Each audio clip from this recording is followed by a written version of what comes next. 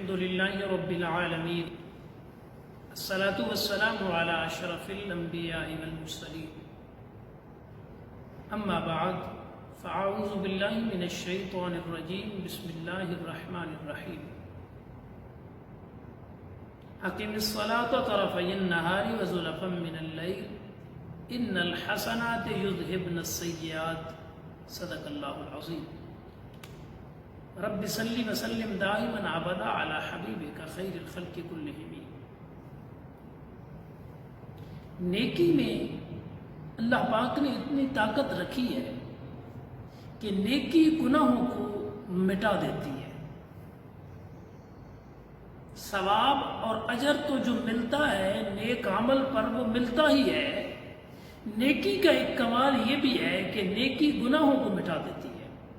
سورہ ہود آیت نمبر 114 ارشاد ربی ہے اقم الصلاۃ طرفی النہار وزلفا من اللیل، دن کے کناروں میں اور رات کے حصوں میں نماز قائم کیجیے۔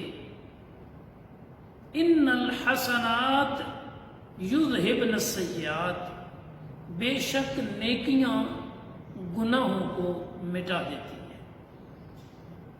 نیکی میں اتنی طاقت رکھی ہے رب کریم نے کہ کائنات عالم میں بہت سارے گناہ انسان کی نیکیوں سے مٹ جاتے ہیں۔ نبی اکرم صلی اللہ علیہ وآلہ وسلم نے نماز کی مثال دیتے ہوئے صحابہ کبار کو فرمایا، مشکات وغیرہ میں حدیث پاک ہے، فرمایا وہ بندہ جس کے دروازے پر نہر ہو اور وہ 5 مرتبہ اس میں نہائے، کیا بدن پہ کچھ میل رہے گی؟ عرض کیا آقا بالکل میل نہیں رہے گی۔ فرمایا یہی مثال اس نمازی کی ہے جو 5 وقت کی نماز پڑھتا ہے۔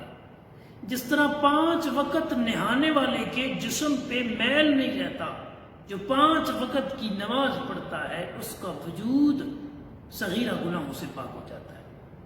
محدثین فرماتے ہیں نماز، روزہ، صدقہ، تلاوت قرآن، درود پاک، یہ نیکیاں جو ہیں ان سے انسان کے صغیرہ گناہ معاف ہوتے ہیں، اور کبیرہ گناہ کے لیے توبہ لازم ہے، یعنی سچی اور کامل توبہ کرے۔ اور اگر گناہ کا تعلق حقوق العباد کے ساتھ ہے تو پھر جس کا حق مارا تھا اس کا حق اسے واپس دینا پڑے گا۔ اور دنیا میں نیکی وہاں کام کرتی ہے جہاں ظاہری طور پہ کوئی طاقت کام نہیں کر رہی ہوتی۔ صحیح بخاری میں حدیث صحیح موجود ہے، پچھلی قوموں میں سے 3 بندے سفر کر رہے تھے کہ اچانک بارش آ گئی۔ وہ پناہ لینے کے لیے ایک غار میں چھپ گئے تو ایک پتھر اوپر سے آیا اور غار کے دروازے پہ آ کے رک گیا۔ یوں ان کے لیے غار کا دروازہ بند ہو گیا۔ اب پریشانی کے عالم میں ہے اور غار کے اندر بند ہے، نہ تو کسی کو آواز دے سکتے ہیں کہ باہر سے آ کے وہ پتھر ہٹائے، اور نہ ہی ان سے وہ پتھر ہٹ رہا ہے، اتنا بڑا ہے کہ غار کا دروازہ بند ہو چکا ہے۔ اب تینوں نے کہا کہ اپنی کوئی نہ کوئی نیکی یاد کرو اور رب کی بارگاہ میں اس نیکی کے وسیلہ سے دعا کرو۔ ایک کہنے لگا مالک تو جانتا ہے میرے ماں باپ بوڑھے تھے اور میں سارا دن مویشی چراتا ہوں، شام کو جب ان کا دودھ دوتا پہلے اپنے ماں باپ کو دیتا پھر بچوں کو دیتا۔ ایک دن میں دیر سے پہنچا اور میرے ماں باپ سو چکے تھے، میرے بچے دودھ مانگ رہے تھے، لیکن میں دودھ برتن میں ڈال کے ماں باپ کے پاس کھڑا رہا، یہاں تک کہ صبح ہو گئی۔ میں نے پہلے ان کو دودھ دیا، بعد میں اپنے بچوں کو دیا۔ یا اللہ اگر پوری رات والدین کے انتظار میں دودھ میں کھڑا رہنا میرا یہ جو عمل ہے فقط تیری رضا کے لیے تھا، اور تجھے یہ عمل پسند آیا تو میرے مالک پتھر کو حکم دے اپنی جگہ سے سرک جائے۔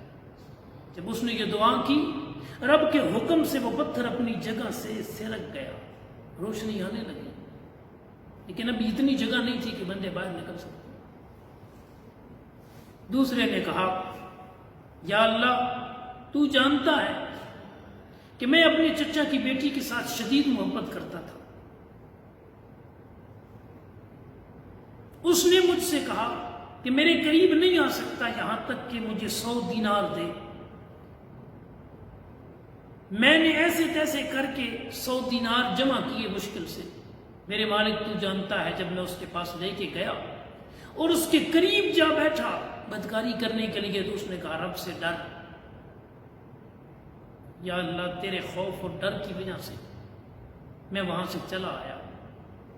میرے مالک اگر میں نے اس دن بدکاری نہیں کی تھی فقط تیرے ڈر اور تیرے خوف کی وجہ سے تو اس پتھر کو حکم دے تھوڑا سا راستہ ہمارے لیے کھول دے۔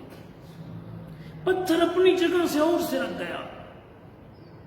تیسرا بولا یا اللہ تو جانتا ہے میرے پاس ایک مزدور مزدوری کرنے کے لیے آیا، اس نے مزدوری کی اور اپنی مزدوری مجھ سے نہ لی اور اس حال میں چلا گیا۔ میں نے اسی کی مزدوری سے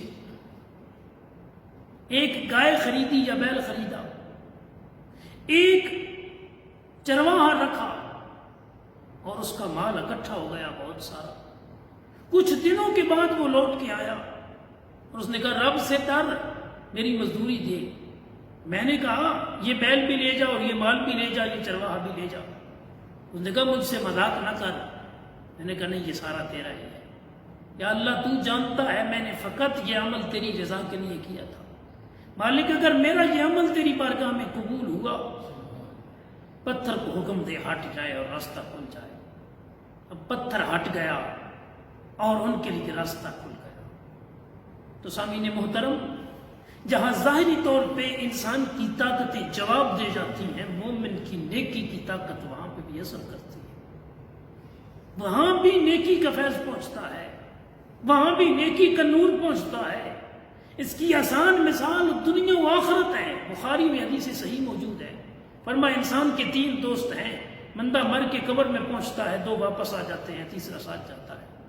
پہلا دوست انسان کا مال ہے، دوسرا دوست انسان کا رشتہ دار ہے، دونوں قبر کی مٹی کے بعد پیچھے رہ جاتے ہیں، اور تیسرا دوست انسان کی نیکی ہے جو قبر میں بھی ساتھ جاتی ہے۔ جہاں ظاہری طور پہ دنیا والے نہیں جا سکتے، قبر کی وادیوں میں بھی انسان کے ساتھ انسان کی نیکی ہوتی ہے۔ اس لیے اپنی نیکیوں کو دنیا کے اندر اپنے رب کی رضا کے لیے کیجیے۔ یہ نیکیاں وہاں بھی کام آئیں گی جہاں کوئی کام نہیں آئے گا ظاہری طور پر۔ اللہ پاک ہم سب کو نیک اعمال کرنے، شریعت مطہرہ پہ عمل کی توفیق عطا فرمائے۔ آمین ثم آمین۔